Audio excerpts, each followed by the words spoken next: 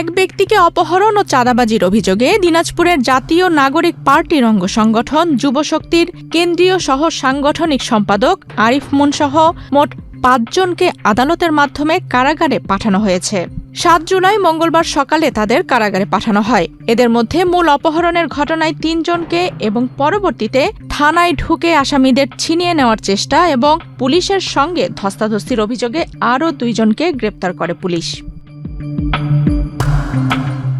মূল ঘটনার সূত্রপাত গত ৫ জুলাই রোববার রাতে দিনাজপুর সদর উপজেলার খোলাসপুর এলাকার বাসিন্দা আব্দুস সামাদকে শহরের গোপালগঞ্জ ৫ মাইল এলাকা থেকে জোরপূর্বক তুলে নিয়ে যাওয়া হয়। রূপায়ণ lake castle, welcome to the land of piece.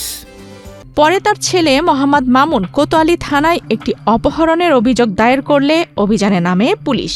৬ July সোমবার বিকেলে শহরের গোরে শহীদ বড় মাঠ থেকে একটি সাদা প্রাইভেট কার সহ অপহৃত আব্দুস সামাদকে উদ্ধার করা হয়। এ সময় অপহরণ ও ১২ লাখ টাকা মুক্তিপণ দাবির অভিযোগে ঘটনাস্থল থেকে যুবশক্তি নেতা আরিফ মুন, হাসিন ইশরাক ও আজমির হোসেন এই ৩ জনকে আটক করে পুলিশ। জনাব মামুন, তার বাড়ি হচ্ছে খোসালপুর, কোতোয়ালি থানা, দিনাজপুর। তিনি যার নামে ৫ জন আসামি, জনাব আরিফ মুন, ইশরাক মিম, আজমির হোসেন, তারপরে গিয়ে সাজিদুল মিনহাজ এবং হৃদয় সহ অজ্ঞাতনামা ১০-১২ জনের বিরুদ্ধে অভিযোগ করেন যে তাদের চেহেল গাজী ৫ মাইল নামক জায়গায় তার সৎ মায়ের বাসায় গিয়ে খামারে সেখানে তার বাবার নাম হলো বাবাকে তারা অপহরণ করে, অপহরণ করে তাকে নিয়ে যায়, অবৈধভাবে আটক করে রাখে, মারপিট করে, হত্যার চেষ্টা করে এবং চাঁদা দাবি করে, তাকে ১২,০০০ টাকা দাবি করে। এই হচ্ছে মূল অভিযোগ। ১২ লক্ষ টাকা চাঁদা দাবি করে।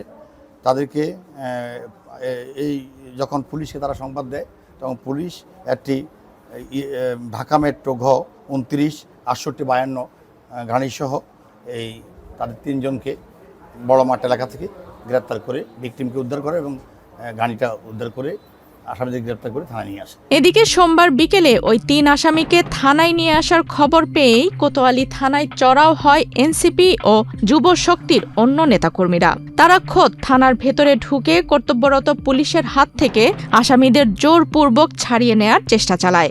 এ সময় কোতোয়ালি থানার কয়েকজন পুলিশ সদস্যদের সঙ্গে তাদের ধস্তাধস্তির ঘটনাও ঘটে।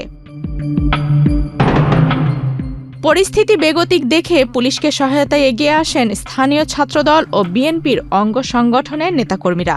এ সময় পুলিশের সঙ্গে ধস্তাধস্তি ও বিশৃঙ্খলা সৃষ্টির অভিযোগে ঘটনাস্থল থেকেই সাজিদুল মিনহাজ ও মোহাম্মদ হৃদয় নামে আরও ২ জনকে গ্রেপ্তার করা হয়। এই ঘটনাকে কেন্দ্র করে গভীর রাত পর্যন্ত পুরো থানা এলাকায় তীব্র উত্তেজনা ছড়িয়ে পড়ে। কোতোয়ালি থানার ভারপ্রাপ্ত কর্মকর্তা নূর নবী জানান, পরিস্থিতি বর্তমানে পুরোপুরি নিয়ন্ত্রণে রয়েছে এবং থানা এলাকায় অতিরিক্ত পুলিশি নিরাপত্তা জোরদার করা হয়েছে। আফসানা রিপা, বাংলাদেশ প্রতিদিন।